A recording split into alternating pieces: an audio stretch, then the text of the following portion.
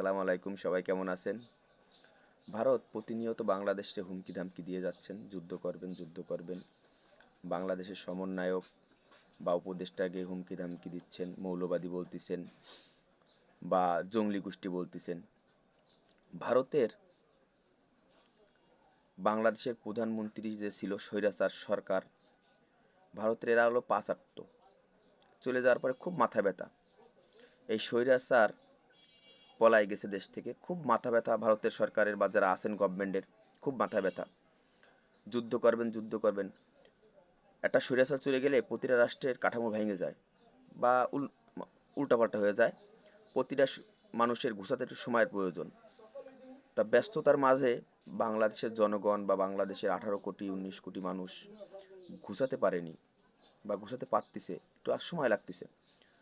তো যুদ্ধের নামে আপনারা বাংলাদেশের 18 কোটি লোকের 6 কোটি আছে ম্যানুয়াল। সকালবেলা যেয়ে এই ম্যানুয়াল থেকে আমরা ওয়াশ হই, মানে ওয়াশরুমে যে ওয়াশ করা হয়, ম্যানুয়াল আছে। এই ম্যানুয়ালগুলো আপনারা এসে যুদ্ধের নামে পরিষ্কার করে নিয়ে চলে যান। কারণ ভারত এছাড়া কিছু পারবে না বাংলাদেশের সাথে। লাফালাফি দাফাদাফি, আপনাদের জন্য ম্যানুয়াল খোলা। বাংলাদেশের ম্যানুয়াল পুরো ভরা আছে। ব্যস্ততার জন্য কেউ পরিষ্কার করতে পারেনি। ভারতবর্ষের লোক এসে নিয়ে যাক ম্যানুয়ালগুলো পরিষ্কার করে। ভারত মৌলবাদী বলে, জঙ্গলি গোষ্ঠী বলে। পৃথিবীর 1 নম্বর মৌলবাদী, 1 নম্বর ধর্ম ব্যবসায়ী, 1 নম্বর জঙ্গলি গোষ্ঠী ভারতের সরকার বা যারা আছেন তারা। বাংলাদেশের লোক কখনো মৌলবাদী না, কখনো জঙ্গলিবাদী না। জঙ্গলিবাদী ভারত তৈরি করে, ভারত। মৌলবাদী তারা, ব্যবসায়ী তারা, ধর্ম ব্যবসায়ী।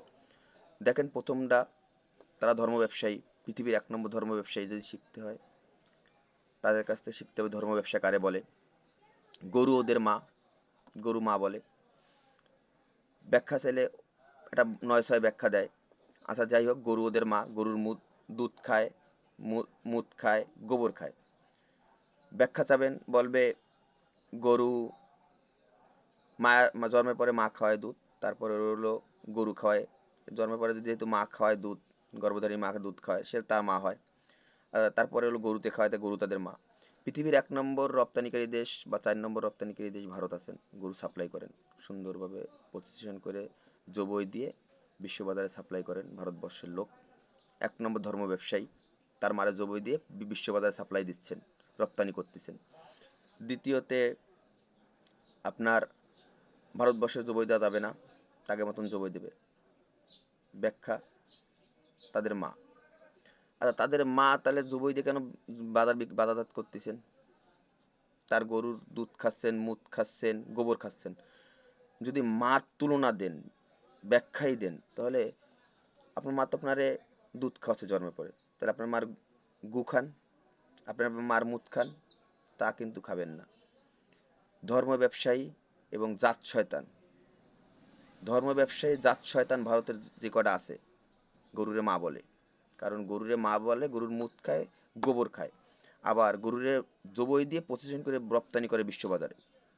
তাহলে আপনারা তো মার দুধ খান, তা মার গু খান, মুত খান, তা খাবেন না। বদমাইশের গোষ্ঠী সব।